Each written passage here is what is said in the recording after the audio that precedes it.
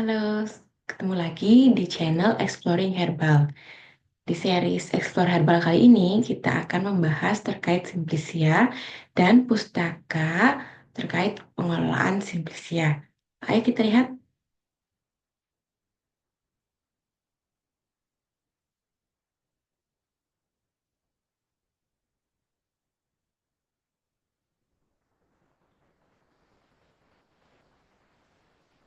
Nah, semoga sudah lihat ya di layar.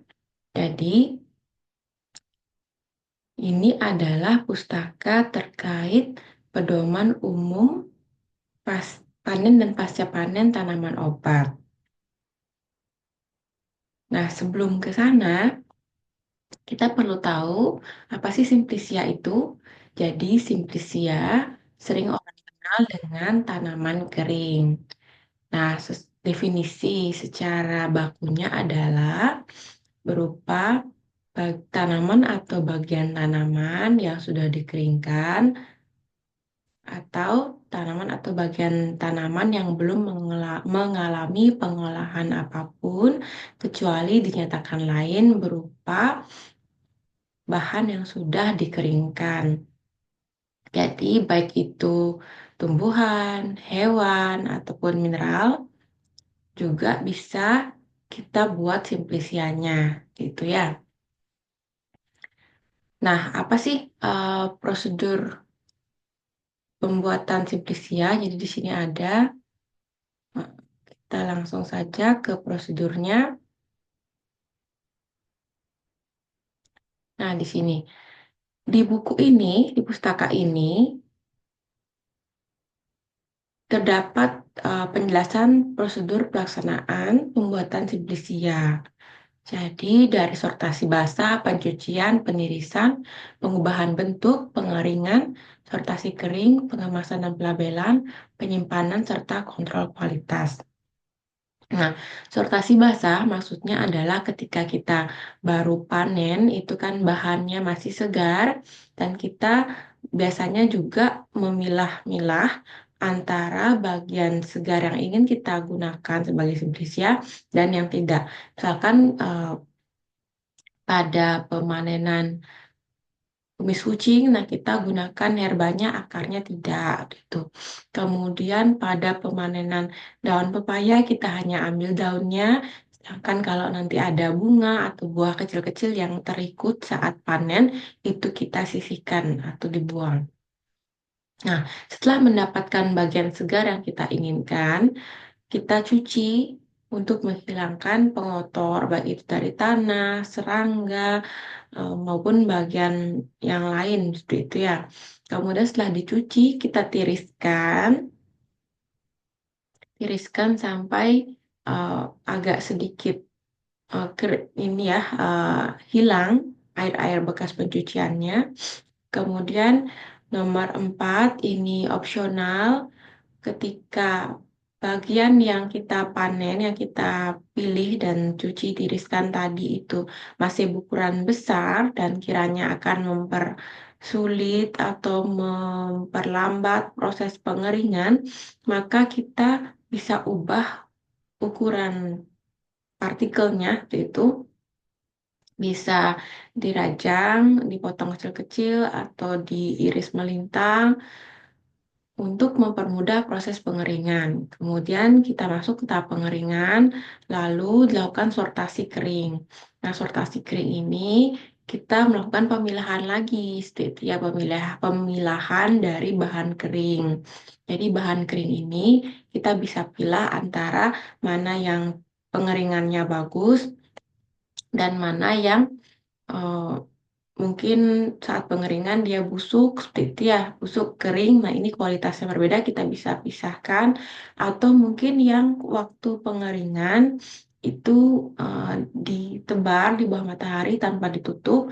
Nah, ini bisa jadi ada pengotor lain yang masih kentara dengan mata, itu bisa kita sisihkan juga. Kemudian setelah menjadi simplisia yang sudah kering, kita bisa kemas dan label.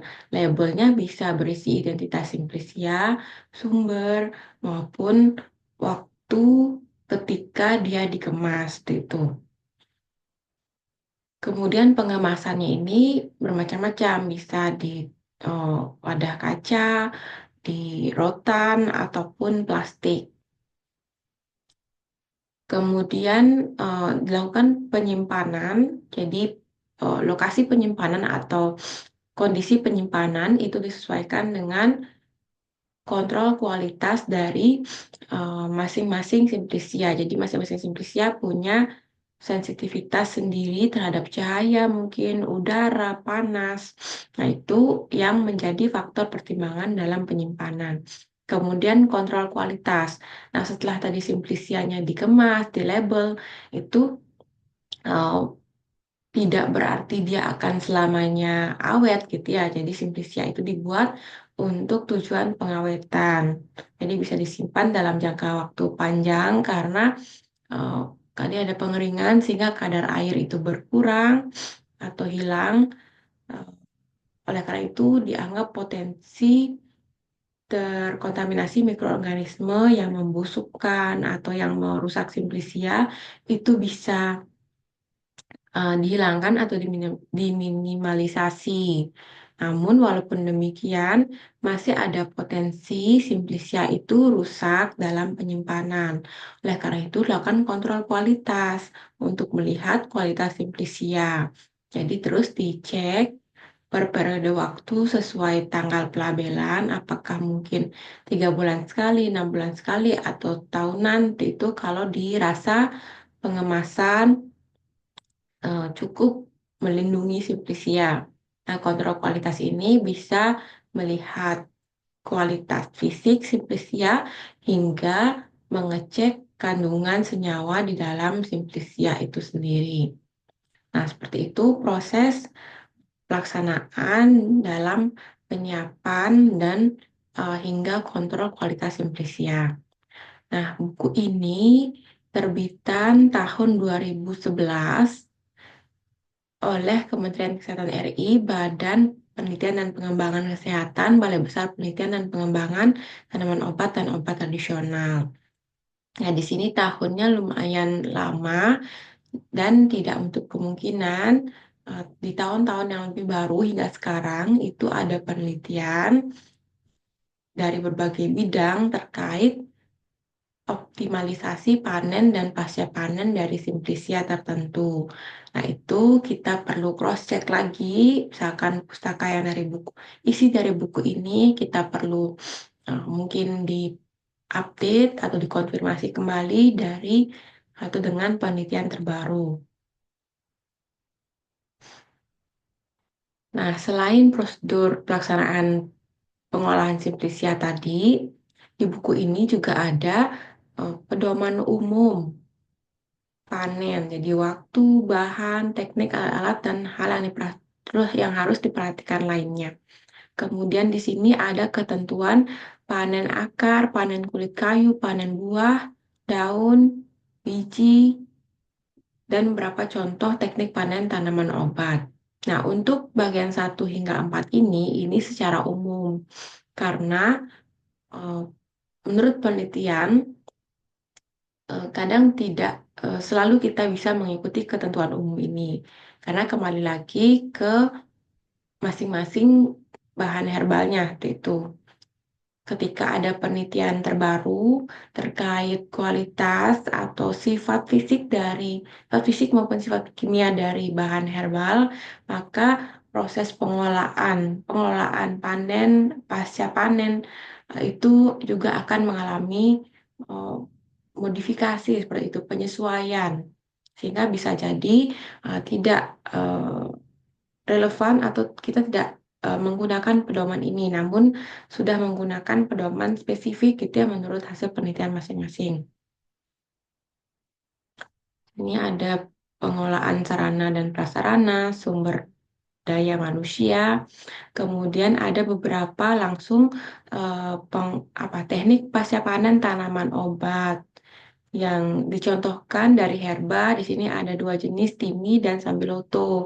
Lalu rimpang dicontohkan oleh temulawak dan kunyit. Pare dan ada sebagai perwakilan simplisia buah untuk daun jati Belanda dan kemuning, untuk kulit batang ini kayu manis dan pulasari. Nah, di sini ada foto-fotonya juga, jadi untuk mempermudah kita memahami materi yang dimaksud. Ini penyimpanan harus seperti apa. Nah, ini ada kontrol kualitas, jadi masing-masing parameter dalam kontrol kualitas di per tahapnya itu ada. Jadi apakah proses sortasi basah yang kita lakukan sudah betul, pencuciannya apa sudah betul gitu ya. Jadi di masing-masing tahap juga ada kontrol kualitas. Nah, ini diberikan gambar panennya sampai pengolahan pasca panen dan sampai menjadi simplisia. Itu simplisia yang baik kalau mengikuti prosedur itu seperti apa wujud fisiknya. Ini juga sudah diberitahu. Nah, sayangnya karena terbatas ya jenis simplisianya. Oleh karena itu, kita sendiri yang harus mengupdate ilmu, mencari di pustaka lain, baik pustaka tersier maupun pustaka primer untuk informasi pengolahan panen dan pasca panen dari bahan herbal ini. Nah, sekian dulu video kali ini terkait simplisia dan pustaka pengolahan panen dan pasca panennya. Kita ketemu lagi di video berikutnya. Semoga informasinya bermanfaat. Jangan lupa like dan subscribe. Dadah!